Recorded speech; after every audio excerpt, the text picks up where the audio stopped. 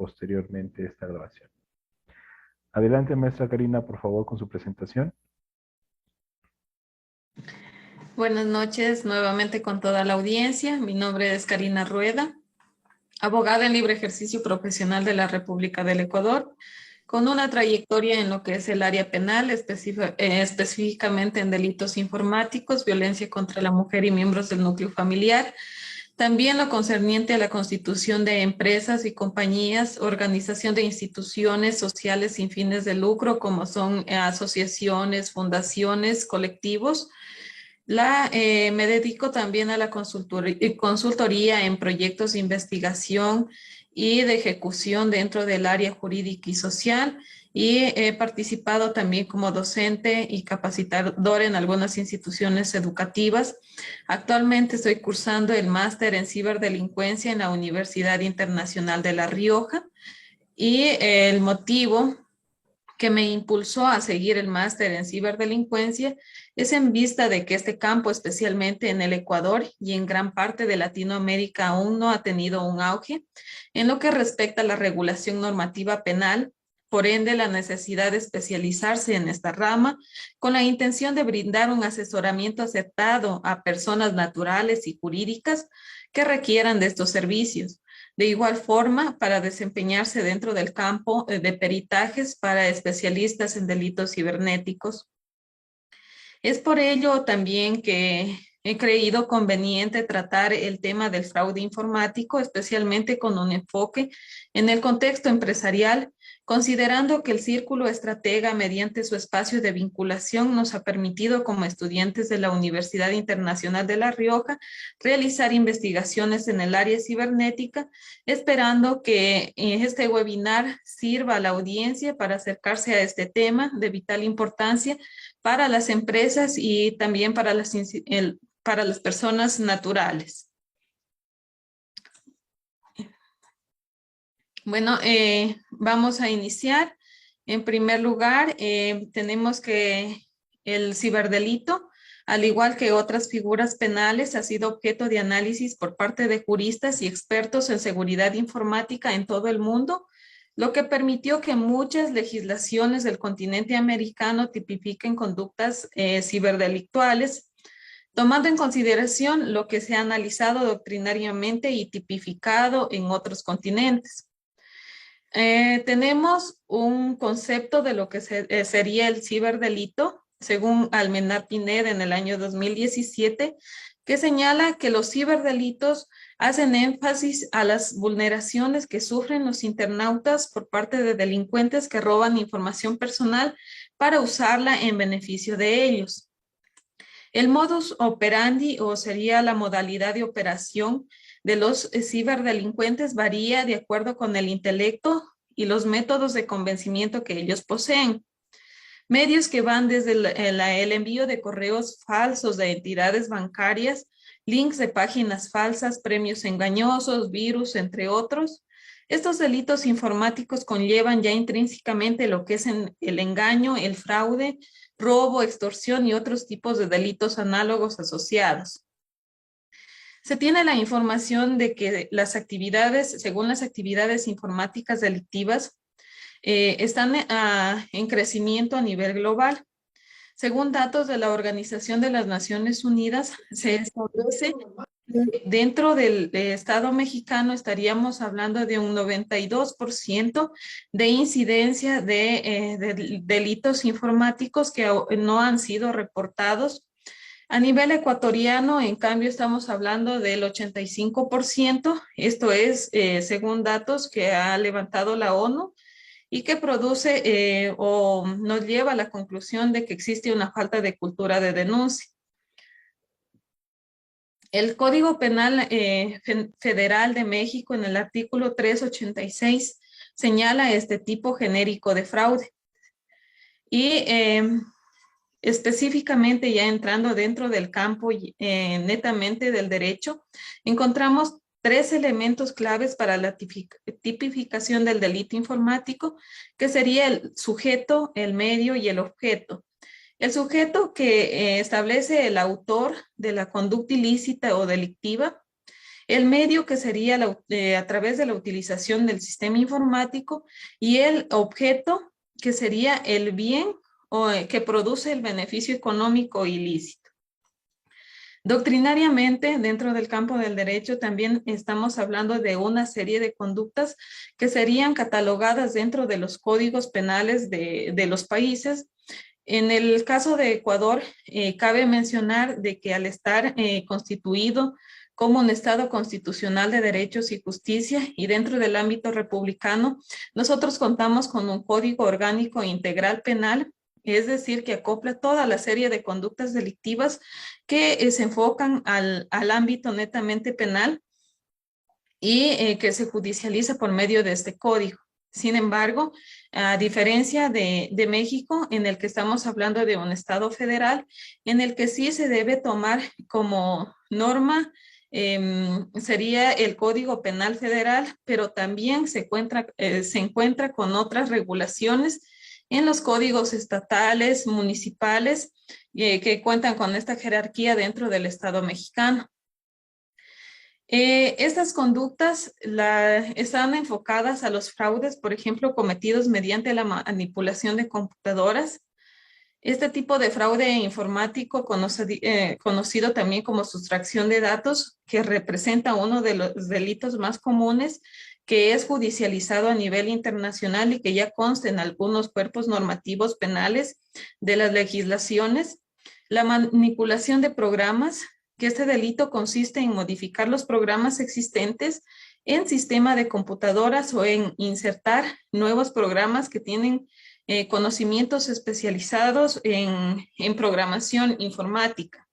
La manipulación de datos de salida, que se efectúa fijando el objetivo de funcionamiento del sistema informático. El ejemplo más común del fraude que se hace también y comúnmente para las personas naturales sería aquel efectuado por medio de los cajeros automáticos mediante la falsificación de instrucciones para la computadora en la fase de adquisición de datos. El fraude también realizado por la manipulación informática en procesos de cómputo, las falsificaciones informáticas, cómo también se puede realizar esta injerencia a los sistemas informáticos por medio de la propagación de virus, gusanos, bombas, el acceso no autorizado a servicios o sistemas informáticos. Esto es por medio de diversos en diversos acontecimientos, como puede ser incluso la simple curiosidad, como la realizan algunos piratas informáticos como los hackers. Este acceso incluso se realiza a menudo desde un lugar exterior situado en la red de telecomunicaciones. La reproducción no autorizada de programas informáticos de protección legal, la cual trae una pérdida económica sustancial para los propietarios legítimos. Por favor, si me ayudas con la siguiente diapositiva. Ya eso sería a nivel genérico la explicación de lo que son los ciberdelitos y también delitos informáticos dentro del contexto nacional ecuatoriano, también enfocado un poco a lo que es el contexto mexicano. Y ahora ya netamente me voy a centrar en lo que sería el fraude informático. El fraude informático, según el artículo 386 del Código Federal Penal de México, establece que comete el delito de fraude el que engañando a uno o aprovechándose del error en que éste se halla, se hace ilícitamente de alguna cosa o alcanza un lucro indebido. El delito de fraude se castigará con penas que van de prisión de 3 días a 6 meses o de 30 a 180 días de multa cuando el valor de lo defraudado no exceda de 10 veces el salario. Con prisión de 6 meses a 3 años y multa de 10 a 100 veces el salario cuando el valor de lo defraudado exceda de 10, pero no de 500 veces el salario. Con prisión de 3 a 12 años y multa de hasta 120 veces el salario si el valor de lo defraudado fuera mayor de 500 veces el salario. Sin embargo, no existe a nivel mexicano una tipificación concreta, considerando que ante el exponencial uso de la red, que con un solo clic nos pone en contacto con todo el mundo, permite la preparación de defraudaciones sustanciales y dirigidas a un gran número de personas y que son realizadas de manera simultánea. Es ahí cuando debe surgir el interés por la empresa, por proteger los datos empresariales y concientizar tanto a los clientes como a los trabajadores para que no sean víctimas de defraudaciones masivas que incluso conlleven responsabilidades penales económicas para la empresa. Considerando que la misma empresa puede estar expuesta al hackeo para obtener datos de sus clientes. Sobre las características criminológicas que se dan en el fraude informático, tenemos que el auge del comercio electrónico y el incremento de las transacciones con números de cuenta y tarjetas bancarias por vía electrónica es un elemento clave, para entender una nueva realidad social. Hoy en día, la disyuntiva es decidir entre ser digital y no ser. A ese reto se enfrentan empresas, organismos y personas que se lanzan a las redes sociales para no ser excluidos de los círculos sociales, incluso de los círculos económicos. En este contexto, el incremento anual que experimentan las operaciones de ventas electrónicas hace que nos encontremos con portales web que se aprovechan de esta falsa sensación de seguridad que brindan los sitios web para ofrecer servicios o bienes que posteriormente, en el momento de la consumación del contrato, no se realizan como tal. Por ejemplo, mediante la entrega defectuosa de un bien o la entrega de otro distinto a lo acordado. O se puede tratar también de bienes cuya venta online no está autorizada, entre otras modalidades de engaño bastante o suficiente. En este aspecto también debo hacer énfasis a que el delito de fraude informático está estipulado dentro del Código Penal Federal Mexicano. Sin embargo, en el contexto ecuatoriano, a manera de comparativa, nos encontramos con el delito de estafa informática que describe una serie de conductas delictivas similares y que son judicializadas en el caso ecuatoriano por el tipo genérico del delito de estafa informática. En cambio, en México estamos hablando del fraude informático, que es un tipo similar que se está judicializando también a nivel federal, claro, especificando que los delitos informáticos también a nivel estatal, dentro de México también se judicializan algunas conductas en el campo de la ciberdelincuencia. Todas estas actuaciones conllevan una problemática de reclamación, incluso de los daños en el Internet, por las dificultades de determinar la ley aplicable, esto es saber y conocer a qué jurisdicción acudir. Al hablar de jurisdicción me estoy refiriendo a qué instancia o departamento de justicia se debe acudir para hacer efectivos estos derechos y la vulneración a estos bienes jurídicos protegidos. Los portales generalmente se encuentran situados en terceros países o en paraísos fiscales, donde las posibilidades de reclamación son más bien limitadas. Por favor, si me ayudas con la siguiente diapositiva. En este aspecto también dentro del fraude hablamos de algunas modalidades que son usuales en el fraude informático, como es el fraude a través de las redes sociales. Ese tipo de redes se encierra en un efecto trampa que subsumen al individuo en una falacia de redes, de amistades supuestamente, en las que se atribuyen información seleccionada en base a intereses comerciales, clasificando la información en función también de las supuestas preferencias del usuario. Así el cibernauta ve aquello que quiere ver. El derecho de esta serie de connotaciones y conductas realizadas por el genérico de la población no podía quedar al margen, y debido a la dialéctica mismo del derecho y a su finalidad de generar una convivencia armónica en la sociedad, es lo que ha surgido la necesidad de que dentro de las normativas penales se especifique los tipos específicos para judicializar estas conductas. También tenemos que es un medio muy utilizado para las defraudaciones y estafas telemáticas por situar una gran cantidad de usuarios a los que se les llega la información y que guarda un nexo con el engaño bastante. En la mayoría de ocasiones la estafa se produce cuando a través de algunas noticias se despierta nuestra curiosidad, nos desvían a determinados portales desde los que capturan nuestros datos para ser posteriormente utilizados, convirtiéndose en sitios web inseguros.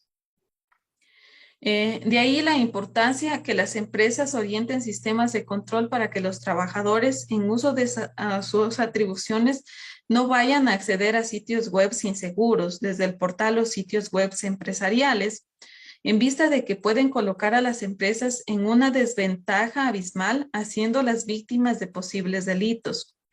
Cabe tener en cuenta también la especialización de los cibercrímenes económicos. Nos referimos a que gran parte de estos fraudes electrónicos en masa son llevados a cabo por bandas organizadas y tremendamente especializadas en realizar fraudes por la web, que incorporan en su fila una serie de hackers con grandes conocimientos informáticos. En la segunda parte, en cambio, hace mención a la facilitación del fraude mediante programas informáticos, que es una cuestión que también debemos tener en cuenta en muchas ocasiones. Este tipo de defraudaciones se cometen a través del malware, por ejemplo, los troyanos, cuyo objeto es obtener datos personales sin autorización para luego cometer el fraude a través de la utilización de estos datos, con lo que en el punto nos encontramos con la superposición de varios delitos, como sería el delitos contra la intimidad a través del acceso no consentido o del apoderamiento de datos personales y tras la utilización de estos datos en perjuicio del titular en el delito de fraude. Aquí tenemos también la importancia de la obtención de claves de acceso para realizar los fraudes y los fraudes realizados a través de correo electrónico.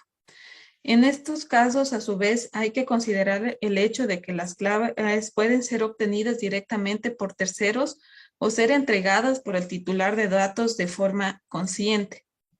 Si son obtenidas directamente por terceros, nos encontramos con los supuestos de que se accede de forma no autorizada a la máquina, equipo terminal de la posible víctima del fraude, con la intención de obtener, por ejemplo, sus claves bancarias o realizar posteriormente una disposición patrimonial.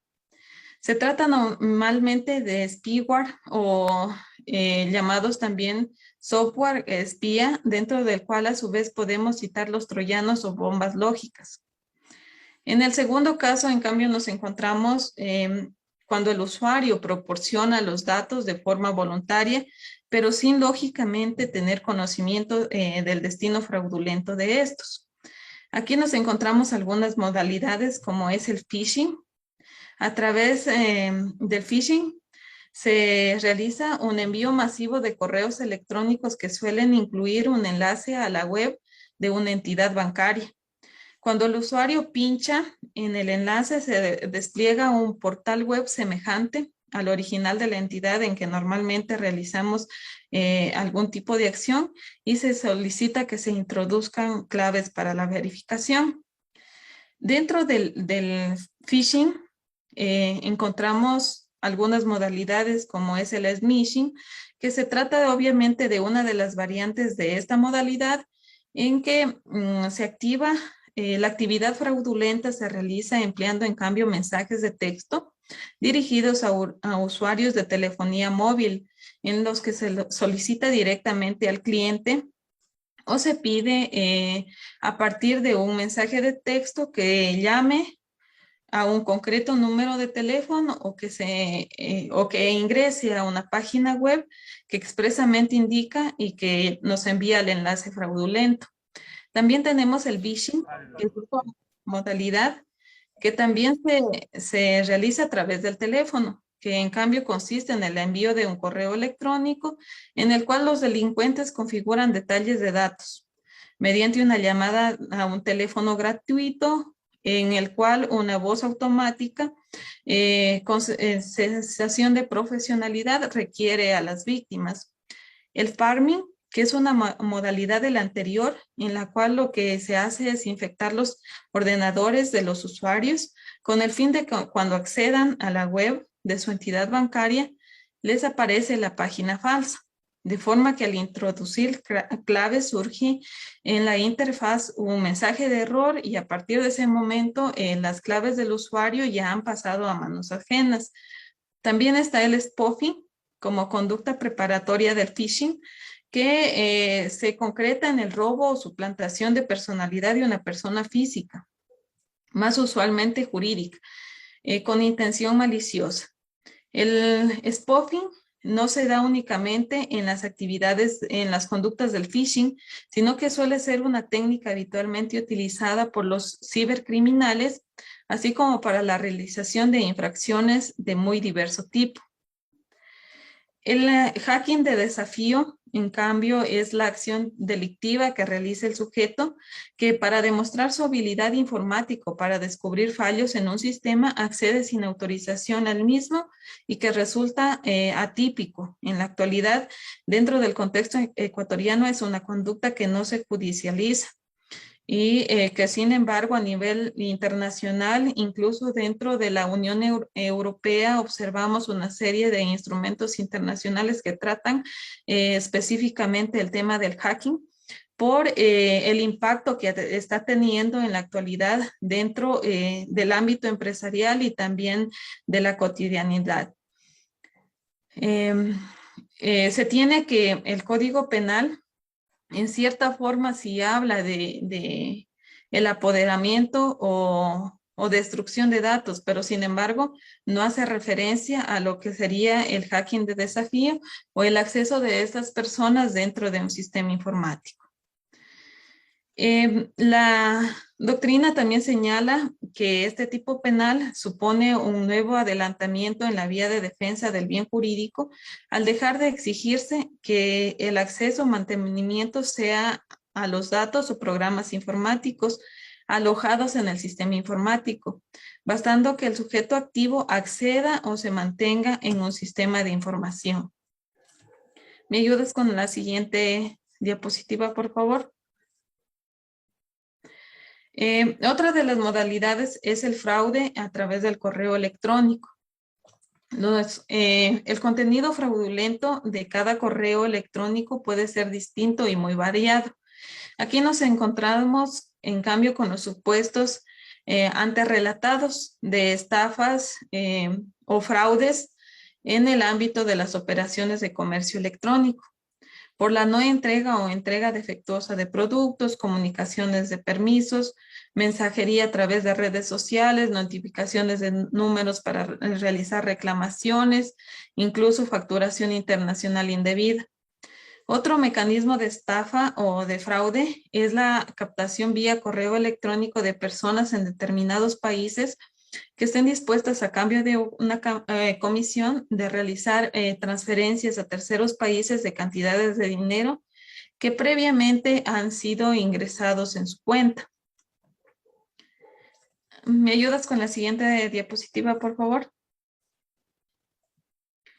Las herramientas básicas para luchar contra este tipo de fraudes. Tenemos como herramientas básicas para la lucha contra este tipo de fraudes a lo que es la cooperación internacional, que es una de las herramientas más necesarias para perseguir este tipo de conductas. Con carácter general, en que se consiguen normas, se consigue a través de normas de carácter supranacional o internacionalmente, como sería la firma del convenio de Budapest o convenio de ciberdelincuencia, como se le conoce en el ámbito jurídico. Sin embargo, también aquí cabe hacer un paréntesis para determinar de que dentro del contexto mexicano no se encuentra ratificado el Convenio de Budapest, que es una norma supranacional que ya tiene conductas delictivas un tanto actualizadas ante las tendencias que se dan regularmente en el mundo online. También tenemos como una segunda herramienta para luchar contra este tipo de fraudes la necesidad de denuncia. Como ya lo habíamos manifestado anteriormente, existe bajísimas tasas de denuncia dentro del contexto, especialmente de América Latina y también dentro del ámbito mexicano con un 92% de incidencia a la no denuncia de este tipo de delitos informáticos. Es de ahí vital la importancia de que todas las empresas o en su gran mayoría cuenten con un equipo de seguridad informática. Es decir, que la infraestructura que protege el modelo de negocios de las empresas debe garantizar la protección especialmente de los datos, también como la operación de la empresa. México está catalogado como uno de los países con más ataques informáticos, que es también el tercero con mayor nivel de crecimiento de ataques informáticos recibidos al año. Asimismo, estas perpetraciones son cada vez más complejas y sofisticadas, esto según datos revelados por la Organización de las Naciones Unidas. Hay que ser conscientes que para poder judicializar a nivel federal se necesita contar con un sistema de protección. Dentro del tipo específico ya de fraude informático, señala de que las empresas o personas naturales deben contar con un sistema de protección y que serán los peritos incluso quienes puedan determinar si este sistema de protección cumple o no con las características necesarias para poder reclamar en vía judicial. Es por ello la necesidad incluso la necesidad incluso de reforma que se requiere para brindar mayor protección dentro del ámbito empresarial. También según datos de la Organización de las Naciones Unidas, tenemos que al menos el 87% de los hackeos a empresas mexicanas son realizados por empleados o ex empleados. Y principalmente esto se realiza por algunas razones, ya sean por descuido y por molestias o venganza. Es de ahí que las empresas deben crear y tomar en cuenta las nuevas estrategias de prevención de estos delitos y deben mantener un control sobre los trabajadores en el acceso a la información vital de la empresa. Entre algunas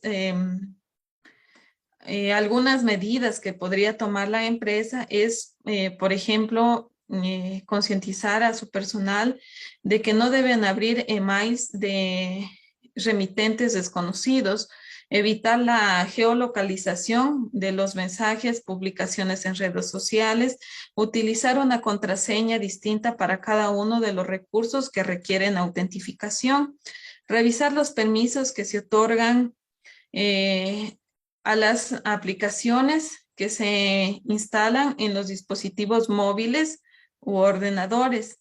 También desconfiar de las solicitudes de amistad o seguimiento en redes sociales por parte de individuos desconocidos. Dentro de este aspecto también, entre unas de las recomendaciones que dan los expertos es que se debe utilizar contraseñas alfanuméricas robustas dentro de la empresa, actualizar el sistema operativo y las aplicaciones, el phishing y el vishing y todas esas modalidades de que ya les había hablado un poco, se deberían informar sobre este tipo de modalidades que se dan en el aspecto de la ciberdelincuencia, verificar la fuente de los emails, usar un antivirus contra el malware o el ransomware y formar a los empleados sobre ciberseguridad, que es un tema sumamente importante para las empresas de hoy en día. Las políticas de seguridad cambian constantemente. Las empresas deben estar al tanto de las nuevas formas de protección e implementación. Por favor, si me ayudas con la siguiente diapositiva. Con la siguiente.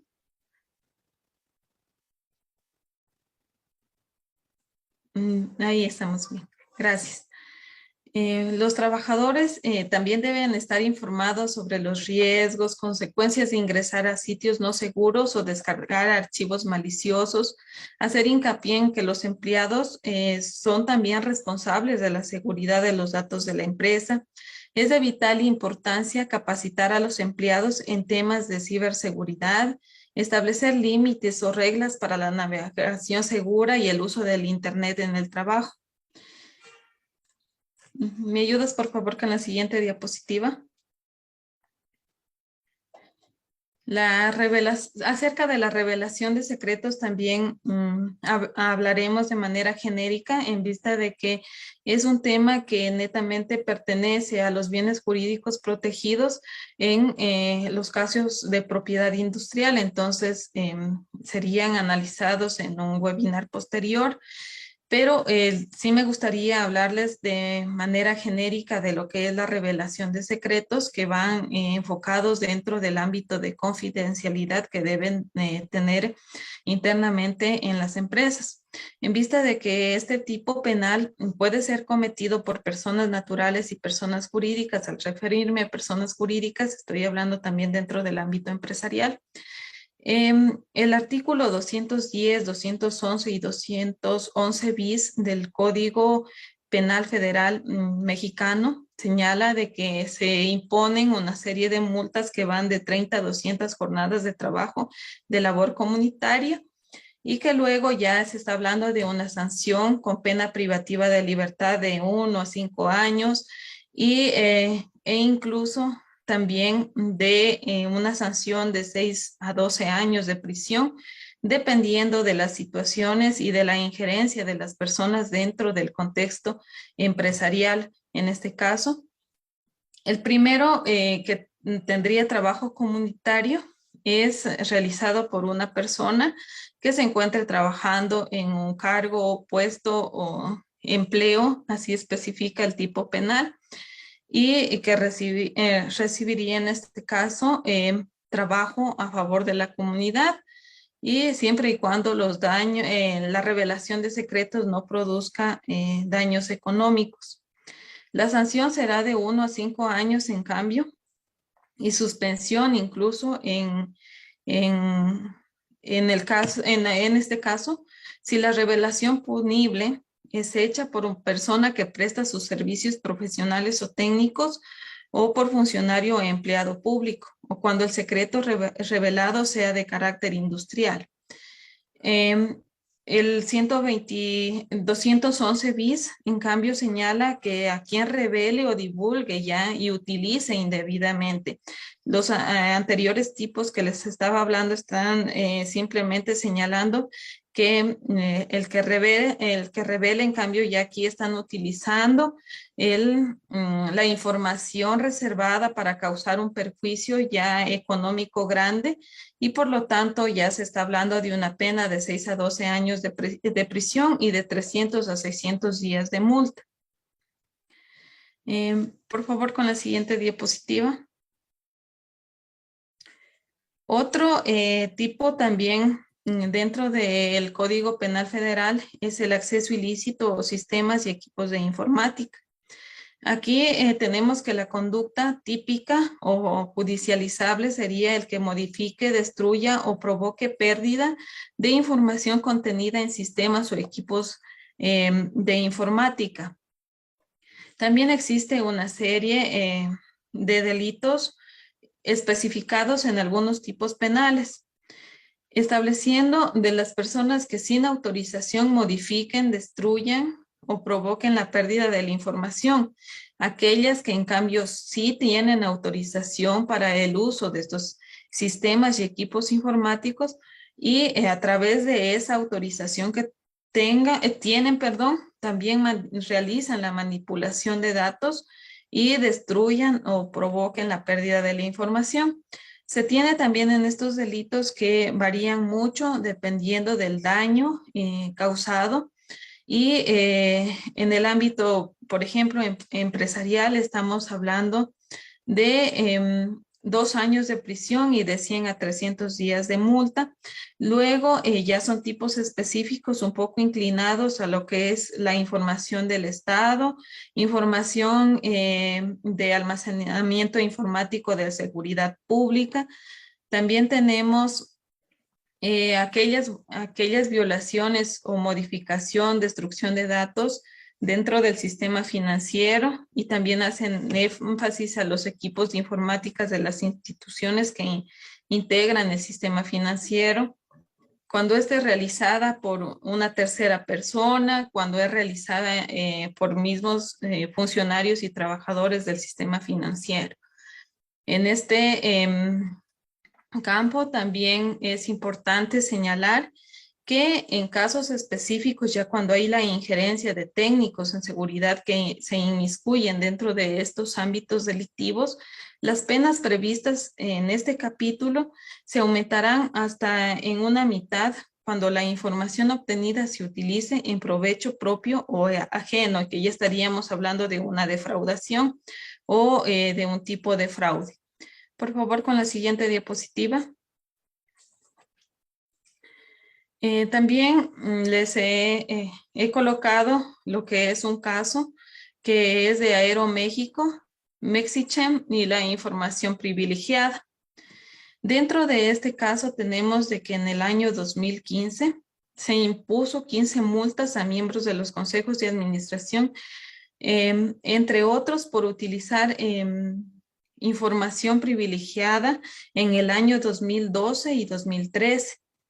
La regulación bancaria de México multó a miembros de los consejos de información porque estos también se realizó por medio de la sustracción de datos y de información reservada y privilegiada que permitió una competencia desleal entre unas empresas que estaban justamente eh, realizando transacciones en la bolsa de valores.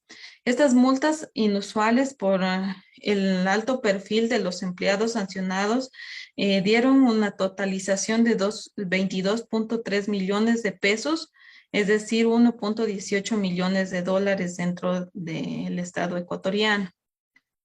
Entonces, por medio de este caso, yo también quería hacer énfasis en la importancia de mantener una seguridad informática meticulosa dentro del contexto empresarial y especialmente ir a la par de la tecnología, en vista de que las conductas delictivas en el campo de ciberdelincuencia actualmente se están sofisticando, lo que conlleva una gran responsabilidad para las empresas, incluso para gestionar lo que sería un mapa de riesgos, también tomar las medidas adecuadas dentro del sistema compliance, manejar las normas ISO 3200 que hablan dentro del campo de la ciberdelincuencia y realizar una serie de gestiones tendientes a focalizar la importancia de la seguridad informática dentro de las empresas, especialmente en cuanto a la información reservada y al uso adecuado y también al manejo idóneo de lo que son datos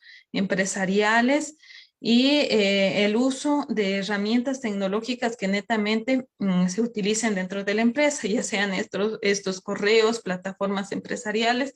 Entonces, de ahí la importancia del buen manejo de estos sistemas con la intención de que las empresas no se vean afectadas incluso económicamente o ya sea de manera penal judicializadas por la responsabilidad solidaria que se podría generar al inmiscuirse, digamos, datos de clientes o alguna información dentro de este aspecto. Es hasta ahí mi intervención. Les agradezco mucho la atención y si tienen alguna inquietud, por favor que me la hagan llegar con total confianza. Muchas gracias, maestra Karina. Vamos a leer algunos comentarios que nos pone aquí la audiencia. Y comenta Joan acerca de los famosos keylogger. En efecto, este es un término un poco más técnico, más hacia la parte de sistemas, y son estos programas malignos que se encargan de grabar todo lo que estamos tecleando, literalmente, pues vaya, en nuestros tecleados a través de la computadora. Entonces, toda esta información la van registrando y pues las van enviando por puertas traseras de nuestros equipos sin que nos demos cuenta. También comenta Italo, en realidad hay muchos phishing que, que sí tienen el candado SSL. El phishing, recordemos que viene del término de pescar, que es una trampa que nos ponen los estafadores, los hackers, que vaya, nos hacen caer a través de correos que aparentemente son de alguna institución bancaria, de alguna institución verídica, y nosotros entramos a esos portales o a esos correos. Ese es el phishing. Y el candado de SSL es el que nos aparece en la esquina superior izquierda, que nos indica que ese portal tiene un certificado. Entonces, lo que nos dice aquí Italo es que muchos de esos phishing también tienen ese certificado, porque ese certificado puede ser también truculento, puede estar amañado. Recordemos que, como nos decía justamente la maestra Karina, pues la delincuencia se va actualizando, no se queda con sus métodos tradicionales, sino que se va renovando también. Y otro comentario de Joan nos habla de la estafa del príncipe nigeriano. Joan, esa no la conozco, a ver si nos puedes comentar un poco más al respecto, de favor. Ah, caray, yo pensé que era la más conocida de todas. Bueno, a, a título personal, me pasó que, bueno, cuando yo comencé a estudiar un poquito aparte de computadoras y todo eso, llegué a escuchar sobre la estafa que nació en los noventas. Te enviaban un correo malicioso y la historia era Ah, así. ok, Soy ya, un ya sé príncipe cuál te nigeriano. refieres. Sí, sí, sí. Bueno, Sí, es sí, sí. que ya te caché. Sí, te refieres, bueno, muchas veces nos llegan correos de este tipo, pero no necesariamente son príncipes, sino que es una persona que nos dice que necesita dinero para un medicamento o que tal persona está muy grave o que tiene un hijo o un familiar que está muy grave y necesita que le depositen. Y entonces, bueno, pues hay personas que caen en esta estafa. Esa es a la que te refieres, ¿no, Joan? Parecida. Parecido es que siempre aquí decían, soy un príncipe nigeriano derrocado, tú eres mi pariente vivo más cercano. Envíame dinero para yo salir del país y luego transferirte todo mi dinero a ti. Ah, mira, pues está todavía más truculenta y como más de anécdota. Pues aquí, maestro, ¿sabes si me gusta, si puedo comentar ahora yo la historia de terror? Les puedo comentar Sí, claro, sí, que yo hace, ingeniero. gracias, voy a omitir nombres porque pues, tengo contratos de confidencialidad que firmé con estas empresas y todavía no caducan, pero haciendo proyectos para cierto banco, pues bueno, nos enteramos de que una empresa consultora que también estaba trabajando ahí, pues fue dada de baja y fue despedida y fue vetada de toda esta institución bancaria, porque en un desarrollo que hizo, lo que hizo es que metieron un código truculento, pero en los cajeros. Entonces, ciertas personas que conocían cómo funcionaba este cajero, pues tenían una clave específica. Entonces ibas al cajero y sacabas dinero tecleando esa clave. Obviamente no tenías que poner ninguna tarjeta ni nada por el estilo. Entonces se fue haciendo común, se fue pasando de boca en boca esta manera de hacer fraude hasta que el banco lo detectó. Y una vez detectado, pues hizo las investigaciones pertinentes y bueno, hasta que detectaron esta empresa. Y esta empresa que pues era a nivel pues internacional porque colaboraba en diferentes países, pues fue vetada de este banco también internacional y bueno, desapareció totalmente esta empresa. Y bueno, es un tema bastante amplio, podemos hablar de muchos temas que surgieron, de tanto de la normativa, los aspectos jurídicos, los empleados que muchas veces actúan pues con mala fe o a veces por desconocimiento pueden caer en situaciones de vulnerabilidad, los tratados internacionales Incluso también estamos preparando otro webinar con el apoyo de Joan acerca de las criptomonedas y todo este tipo de nuevos comercios y de nuevas transacciones. Entonces, va a ser muy interesante. Si gustan comentar algo al respecto, tienen alguna duda, algo que gusten agregar. Ok, ingeniero, yo aquí estoy viendo un comentario de Italo, en el cual, bueno, nos está contando como que su experiencia, si me permite leerla. Dice, en realidad toda mi experiencia en ciberseguridad, lo que les puedo aconsejar es que se fije bien en el URL, entrar desde un buscador confiable, no entrar a links por SMS ni correo. Un banco nunca pedirá un acceso a tus bancas por internet, ni tampoco te pedirá tu tarjeta de crédito. No pongas tu clave, fecha de nacimiento, día y mes, primeros dígitos del documento, porque puedes ser víctima del force root con ingeniería social. No pongas 1, 2, 3, 4, 1, 1, lo más común, ¿no? Que se nos ocurre, para que yo me acuerde, ¿no? Decimos, esto nunca se va a olvidar. Las claves de fuerza bruta están siendo acertadas hacia través de Fiton. Saludos desde Perú. Ah, Ítalo, gracias, desde Perú estás con nosotros. Sí, chicos, buenas noches. Gracias.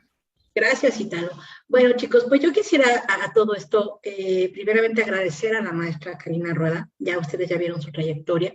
Estamos en una asociación, en una unión muy bonita con la Universidad de La Rioja. Y Karina, de verdad, te agradezco muchísimo que estés participando con nosotros. Sé que no será la primera vez que nos vas a visitar y nosotros encantados de la vida de tenerte. Y bueno, pues a nombre de todos, un abrazo desde México. Yo también muy agradecida con la oportunidad que nos han dado de vincularnos de esta manera y realizar nuestra investigación dentro de ciberdelincuencia. Claro, no creo que sea la última vez, pues estaremos prestos a realizar los conversatorios, diálogos, webinars pertinentes para compartir también estas experiencias a nivel binacional, diríamos, dentro del ámbito ecuatoriano y mexicano y complementar, no sé, ideas, contextos de ambos países que pueden servir para la seguridad, en este caso empresarial, dentro de los ciberdelitos. Gracias también por permitirme esta oportunidad. Gracias, Karina. Y bueno, pues ingeniero Jonathan, pues ustedes acá de casa, de Círculo Estratega, lo vemos todos los jueves y viernes y en todos los cursos que he impartido, que he tenido la oportunidad y el gran orgullo y honor de estar con ustedes compartiendo. Gracias por haber coordinado esto, que no hubiera sido posible sin ustedes, eso nos queda muy, muy claro. Muchísimas gracias, ingeniero. Y bueno, chicos, yo por último quiero comentarles esto, no por ser menos importante. Tanto la maestra Karina como el ingeniero Jonathan estuvieron hablando más específicamente de lo que fue la defraudación cibernética, el fraude cibernético, pero recordemos, y ella lo dijo muy claro, los empleados, el 80%, ¿qué era, Karina? El 87% de los empleados. 87%. Resentidos, que han salido no en las mejores condiciones de la empresa, son los que cometen este tipo de delitos. ¿Por qué? Lo que siempre hemos platicado, chicos, en los círculos de estudio, en las pláticas que yo les he dado, control interno. Hay que delimitar hasta dónde va a llegar tu acceso a la información de la empresa. La maestra Karina hablaba ciertamente de que hay penas corporales y económicas en caso de que el trabajador incurra en estos delitos, dependiendo del alcance. Y ya también dio la palabrita clave que siempre hemos dicho, ¿no? La afectación económica. ¿Hasta dónde va a llegar la afectación económica? En la pena que se le impondrá a esta persona. Pero más allá de eso, ella también dijo una palabra que a mí me gustó muchísimo. Es la concientización del empleado, la fidelidad del empleado para que no incurra en esto. Eso no implica que no lo pueda hacer, pero por eso debe de haber, además de políticas, el reglamento interno, de todo un cúmulo de documentación legal y administrativa, ¿ok? Es sí darle a conocer al empleado a qué sanciones, tanto corporales como económicas, va a ser afecto si utiliza o mal utiliza la información de la cual es responsable dentro de su proceso diario. ¿ok? Y sobre todo, también el ingeniero lo ha mencionado mucho, los famosísimos avisos de, perdón, los contratos de confidencialidad. Si tú no le das eso a tu empleado, si no le dices cuál va a ser el castigo pertinente, va a ser muy sencillo que lo haga. A veces no será con dolo, a veces será por desconocimiento, se le hará fácil, pero otros sí lo harán con toda la malicia del mundo. Entonces, chicos, nuevamente regresaríamos a lo de siempre. Yo sé que ya me sueñan. El control interno dentro de las empresas es básico para que esto no ocurra. Entonces, yo te invito a que revises tus políticas, a que revises si dentro de tu empresa, dentro de tu institución, tienes ese aviso de confidencialidad, más bien contrato de confidencialidad, ¿okay? Y que le hagas saber a qué será acreedor. Entonces recordemos, todos somos amiguitos, ¿sabe mi frase? Todos somos amiguitos hasta que me tocan mis intereses. Entonces es mejor prevenir antes de llegar, bueno, pues con un abogado para que haga lo pertinente. Chicos, no sé si tengan algún otro comentario, alguna otra situación que quieran en este... Naum, claro que sí, como siempre, adelante. Sí, muchas gracias. Muchas gracias a la licenciada por la exposición. Tres preguntas. Una, en lo personal a mí me pasó hace unos 8 años con mi banca personal. Abrí un correo donde me llegó una alerta donde me decía que mi tarjeta había sido bloqueada. Desafortunadamente yo no tuve la precaución de revisar que efectivamente estuviera bloqueada y accesé a la página, di mi contraseña o mi acceso y al día siguiente, gracias a Dios, no pasó a mayores, nada más me quitaron 2,000 pesos. Inmediatamente hice la denuncia en el mismo banco, ¿verdad? El reporte en el mismo banco y como a los 15 días, pues me reembolsaron, ¿verdad? Porque desconoce el movimiento y bueno, al parecer pues ahí había un seguro. Pero previo a eso, antes de hacer la denuncia, me acerqué a la policía cibernética vía telefónica y les comenté de esta situación que había sucedido. Y el que me contestó, la autoridad que me contestó, me dice, ¿sabes qué? Dice, es que yo no puedo darle seguimiento porque todavía no es un hecho consumado. Tú estás presumiendo que va a haber algo, pero no es un hecho consumado, así que pues espérate y a ver qué pasa. Entonces, no sé si esto sea una cuestión, un vacío legal, ¿verdad? Desconozco esa parte, pero bueno, en lo personal pues fue algo que me pasó y pues bueno, no pasó a mayores, nada más fue esa cantidad y pues me la reembolsaron. Dos, desafortunadamente, si bien es cierto, los colaboradores de las empresas, cuando nos contratan para realizar diferentes actividades y entre ellas nos dan herramientas de trabajo como es un equipo de cómputo o un celular, a veces nada más con el hecho de que nos pregunten, ¿sabes usarlo? Pues yo sí sé prender el equipo y sé trabajar. Y pareciera ser que eso es suficiente para que no exista un mal manejo del equipo. Pero yo aquí también haría corresponsable al área de sistemas de que debería de capacitar al personal de cómo debería de ser el uso de la herramienta para casos muy en específicos que es de trabajo. En mi área, que es en el área contable, yo tengo así muy con los chicos, ¿saben qué? Nada más pueden entrar a páginas oficiales. Si vas a entrar a otra página, dime a qué página vas a entrar y ver si es viable que tú puedas entrar. Pero de entrada no podemos entrar a redes sociales, no podemos tener nuestros teléfonos personales activados al equipo de cómputo.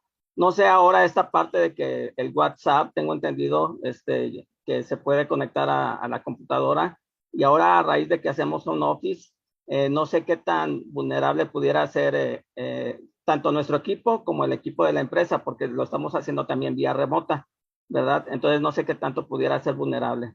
Y la otra es, tres, a veces nosotros mismos somos muy dados a evidenciar en qué lugares trabajamos o qué información es la que manejamos.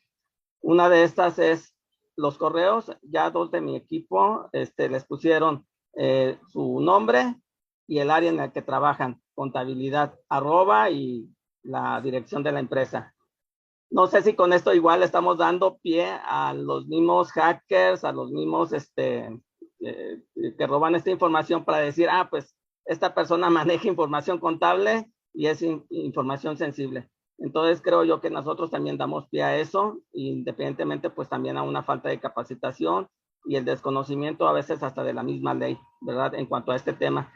Tengo entendido que hay una ISO con respecto a esta parte de los sistemas y creo que valdría la pena tal vez en alguna otra reunión pues poderlo tocar. Sería todo, maestra.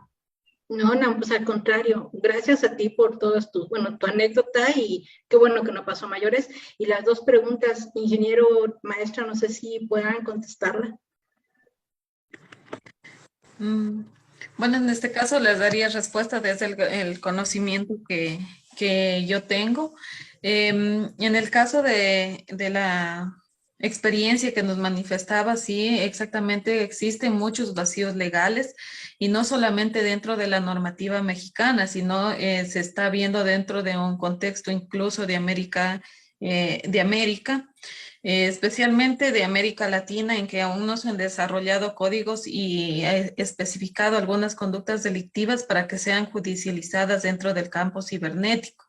Si bien es cierto, recientemente se está iniciando con la firma del Convenio de Budapest, que es una normativa de carácter internacional manejado por la Unión Europea, que ya especifica algunos tipos de conductas que se acoplan perfectamente a los acontecimientos actuales del uso de la web.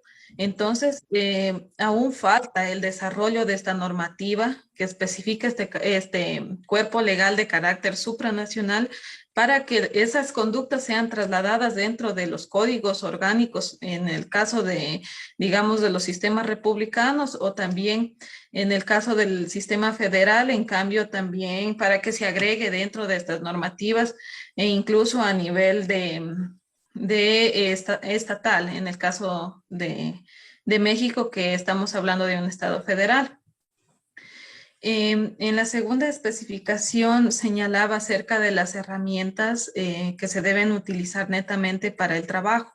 Específicamente en otros estados, en otros países de la Unión Europea, principalmente, que ellos van un poco más avanzados en este tema de ciberseguridad, ellos incluso sugieren que estas herramientas, computadores, teléfonos que son puestos a disposición de una persona se mantengan dentro de la confidencialidad, pero solamente de esa persona, o sea que netamente la manejen en ese campo. Y otra es de que la información que reposa en estos sistemas incluso no puede ser trasladada fuera de las empresas, porque se ha dado muchos acontecimientos en que los trabajadores llevan el ordenador a su casa o teléfono a su casa y es ahí donde incluso niños llegan a manipular los computadores, los ordenadores y de esa manera la información es muy susceptible a que incluso sea sustraída por terceras personas que están no necesariamente inmiscuidas dentro del ámbito empresarial, sino que se dedican a esta serie de actos delictivos y que al ver un sistema tan frágil pueden acceder libremente. No sé si de esa manera llegué en cierta forma, aclarar las dudas que tenía el asistente.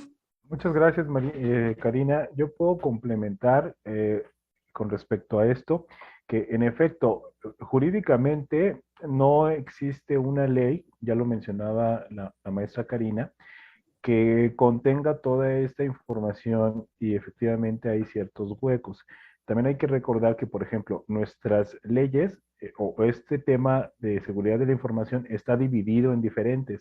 Es decir, podemos ir al Código Penal y ahí encontrar cierta información con respecto a los fraudes informáticos, o otra con respecto al Código Civil, otra con respecto a la Ley de Propiedad Intelectual, otra, por ejemplo, con respecto a la ley de protección y datos en posesión de terceros, otra con respecto a las leyes de información bancaria. Es decir, este tema de seguridad de la información está repartida en diferentes leyes. Eso nos complica evidentemente el entendimiento. Si bien nosotros no somos abogados de profesión y los mismos abogados nos dicen que existe esta complejidad, pues ahora imagínense para los que no somos abogados. Pues evidentemente nos cuesta mucho más trabajo poder comprender estos términos, estos conceptos y dar una interpretación adecuada.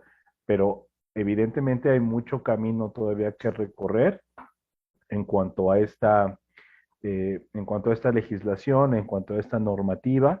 También ya lo veíamos, por ejemplo, ahora que estábamos analizando el tema de las criptomonedas con Joan, que estábamos preparando, que si bien en México no está permitido, tampoco está prohibido. Entonces, es otra vez un término ahí que están dejando al aire, porque, bueno, al menos la imagen que quieren dar muchos gobiernos es de que no son prohibitivos. Incluso por ahí han escuchado que nuestro presidente dice prohibido prohibir, ¿no? Entonces, bajo esta idea que quiere difundir, pues evita justamente hacer prohibitivas muchas conductas, pero nos deja en estado de indefensión, porque ni las prohíbe ni las permite. Entonces nos quedamos en el limbo. Con respecto a las herramientas que utilizamos propias para el trabajo, evidentemente es algo que en estricta teoría no deberíamos de hacer, inclusive por salud, separar nuestra vida personal de nuestra vida laboral, pero sabemos que pues en determinados momentos es necesario. Entonces ahí la recomendación pues es tener mucho cuidado en cómo lo hacemos. Si bien WhatsApp es una herramienta que va cifrada, pues no deja de ser vulnerable, no deja de ser susceptible a que pasemos de un archivo de la computadora a nuestro celular y este archivo puede estar infectado o podamos traer información pues de la empresa, información delicada y que pues nos puedan robar el celular o que inclusive se pueda ver afectada esa información, la podamos perder. Entonces, sí tener mucho cuidado, tener respaldos y las empresas deberían de estar haciendo, pues sí, contratos de confidencialidad y un contrato específico, contadora, si me ayuda, cuando yo doy a la empresa una herramienta, pero en realidad es mía. ¿Cómo se llama? Ok, sí, de hecho, la ley federal, bueno, respondo a la pregunta y complemento con mi parte administrativa. Es un contrato de comodato. Correcto. De comodato simple, en el cual, pues como su nombre lo dice, yo voy a prestar mis herramientas, mi maquinaria, mis aparatos en beneficio del patrón, en el cual yo no voy a tener ninguna retribución económica, pero el patrón sí tendrá que hacerse cargo del mantenimiento o del sostenimiento de lo que yo le presté. ¿Ok? Y no, al contrario, ingeniero. Y bueno, nada más para complementar, chicos, y ya para finiquitar este webinar, ¿qué sucede y qué me dice la Ley Federal del Trabajo? La Ley Federal del Trabajo me dice que el patrón, cuando el trabajador esté en modalidad de teletrabajo, porque esa es la palabra correcta conforme a la Ley Federal del Trabajo, no es home office. O sea, ese nombre, bueno, pues nos lo trajimos como siempre, pues de allá del norte, ¿no? Pero realmente se conoce como teletrabajo y dice que el patrón está obligado a proporcionarle al trabajador la seguridad en el equipo. El patrón es el responsable de dar esa protección. ¿Por qué? Porque él sabe qué información es susceptible, delicada y cuál no. Entonces, todo eso realmente tendría que darle el patrón. Recordemos que todavía está en revisión esa parte, porque caeríamos también en la NOM 035, ¿ok? Para aquellos que, bueno, son contadores, son administradores, este término les es más familiar. En caso de que no lo seas, la NOM 035 precisamente habla de lo que es los riesgos psicoemocionales del trabajador. ¿Ok? Vendría junto con pegado de que yo también debo de tener privacidad, dentro de, aunque esté en modalidad de teletrabajo, tengo que tener también mis espacios de privacidad, no debo de tener encendida la cámara a menos que sea necesario. Bueno, en fin, son muchos puntos que se tienen que tomar ahí en la NOM 035, ¿no? Pero a lo que atañe al equipo de cómputo, a la protección de todo eso, todavía hay mucho que nuestros legisladores tienen que precisamente formalizar, porque es muy amplio esto, ¿no? Se puede prestar a muchísimas cosas, pero hoy por hoy el patrón es quien tendría que estar dando los elementos para que ya sea que la computadora sea tuya y tú la prestes al patrón o que el patrón te la proporcione, tiene que tener esos candados de seguridad, por lo menos los básicos, por lo menos ¿cómo se llama esto, ingeniero? Un cortador de... Un firewall, un antivirus. Exactamente, por lo menos un antivirus, ¿no? Por lo menos. Entonces, bueno, chicos, pues yo de verdad les agradezco muchísimo, muchísimo el que hayan estado aquí. Fuimos al final 24 y la verdad está padre, fuimos 24 los que estuvimos aquí compartiendo. Chicos, este no va a ser el único webinar que Círculo Estratega, en colaboración con universidades o con otros capacitadores, expositores, vamos a tener para ustedes. ¿Ok? Y espero que de verdad les haya sido sumamente útil esta información. También quiero agradecer a todos y en especial a los colaboradores que estamos en la empresa Teleseguridad. Entonces, bueno, pues muchísimas gracias, Marcelo, Silvia, Osvaldo, Penélope. No sé si al final pudiste entrar, Bel, pero bueno, de verdad, muchísimas, muchísimas gracias por haber estado aquí compartiendo. Chicos, a todos ustedes también, Italo desde Perú, un abrazo. Maestra, no me queda nuevamente más que agradecerle infinitamente su valiosísima plática y muy, muy interesante. Ingeniero, insisto, sin usted esto no hubiera sido posible. Muchas gracias a todos ustedes. Un comentario adicional a lo que decía también Nahum, que hay normas ISO al respecto. Efectivamente, ya hicimos un webinar en alguna ocasión de ISO 27001, de seguridad de la información. Podemos tomar muchos más temas, pues son temas demasiado amplios, normas ISO hay muchas, y bueno, todos estos temas, pues nuestro propósito es acercarlos a la audiencia, conocerlos, para que pues nos demos cuenta de que realmente no es algo tan alejado de nuestra realidad, de nuestro día a día, de nuestras pymes, y de que, bueno, no nos detengamos, que esto no sea un obstáculo, un impedimento para lograr el objetivo empresarial que buscamos. Pues por mi parte sería todo, maestra. Muchas gracias. Muchas gracias, maestra Karina. Muchas gracias a la audiencia. Al contrario, muchas gracias a ustedes. Y bueno, chicos, nada más para recordarles que mañana tenemos nuestro círculo de estudio de la Ley del Seguro Social y el viernes del Reglamento de Ley del Seguro Social. ¿Vale? Entonces ya estamos por concluir la Ley del Seguro Social y vamos a comenzar, como ustedes lo votamos, ¿no? Con el Código Civil Federal. Entonces, chicos, nos vemos el día de mañana y a todos muchísimas gracias por su asistencia. Muchísimas gracias. Muchas gracias, hasta luego. Buenas noches. Gracias, buenas noches. Hasta luego, buenas noches. Gracias, Buenas noches. Hasta luego, buenas noches.